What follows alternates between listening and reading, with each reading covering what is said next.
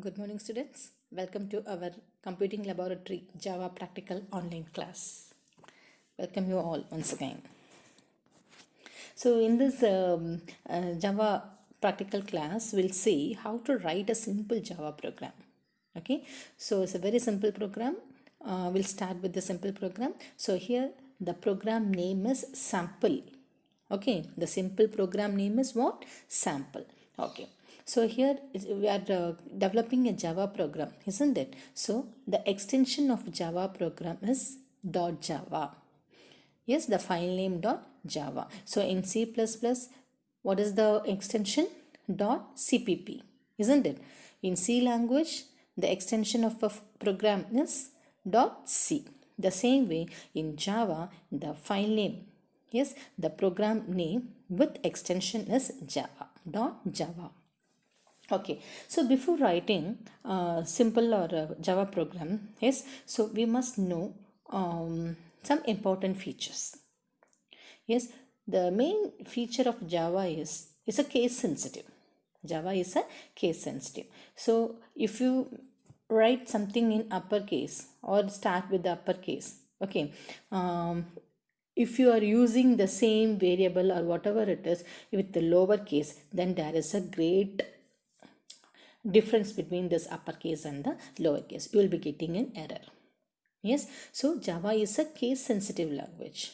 Yes, if you forget, if you use uppercase, means you have to follow it with the same uppercase.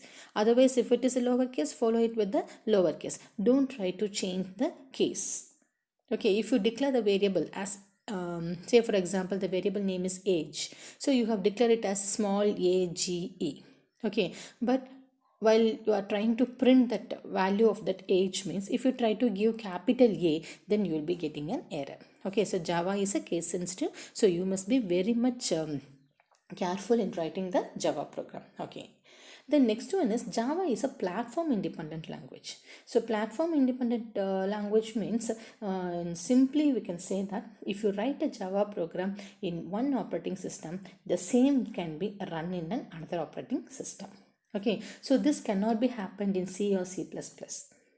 Is it clear? Yes, so you can write your Java program in one operating system. Say for example DOS operating system, you can write it in the DOS operating system. After that, if you want to run your application or run your Java program in another operating system, that also happens. Say for example in Windows operating system, so that is possible. So that's why we can say that Java is a case sensitive Java is a platform independent language.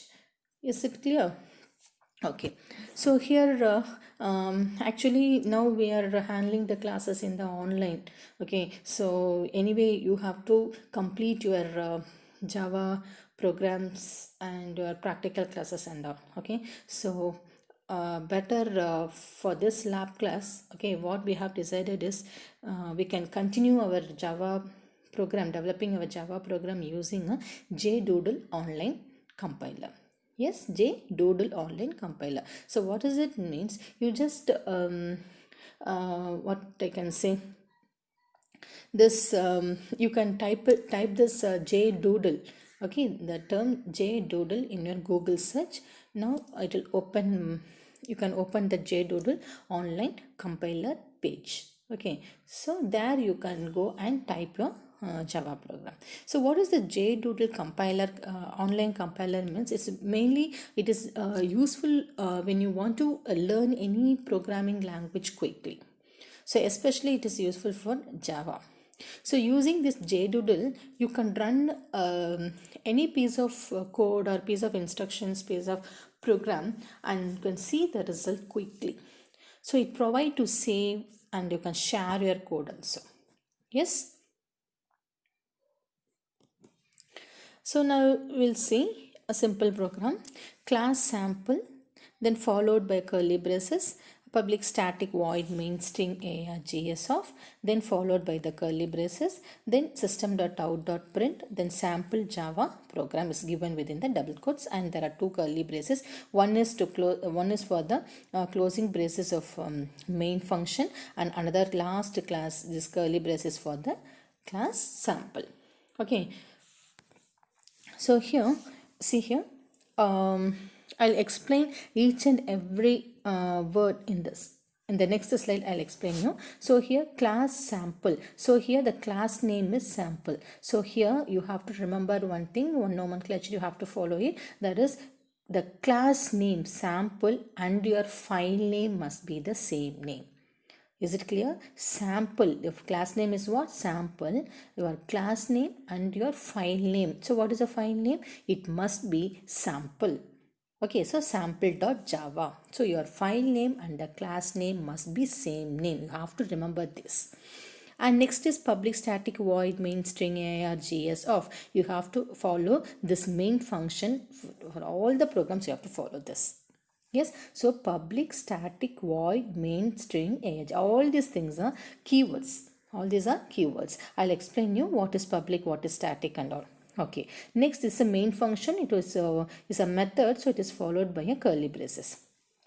Then system.out.println. See here, this is a this method. Println is a method. It is used to use it for printing something on the screen. It's a print statement. Print line is a print statement. Okay, so here system.out.println. So you have to follow the same format. Okay, so here system must be starts with uppercase because system is a class. So S must be in uppercase, and whereas all these things are all in lowercase. And within bracket you have to mention sample Java program. So you want to display the string on the screen.